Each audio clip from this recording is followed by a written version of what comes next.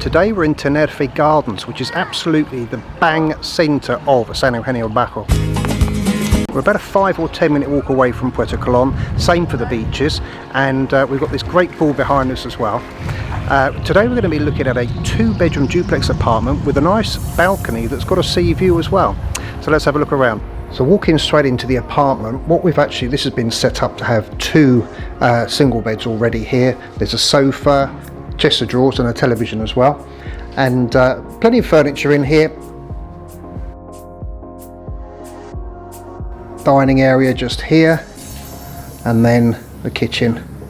It's got everything that you need, and it's got a cooker there, microwave on the right hand side, plenty of storage room, and fridge freezer here as well. And there's your washing up bowl. Now up these stairs, and straight in front of us we've got the bathroom. Now this has been totally retiled recently by the looks of it. Got a toilet, hand basin and a shower, nice and bright, and 2 proper bedrooms. So currently fitted with 2 single beds, wardrobes,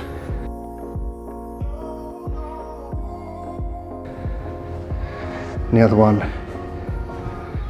again same thing, 2 single beds and a wardrobe. And then both of these bedrooms share this balcony,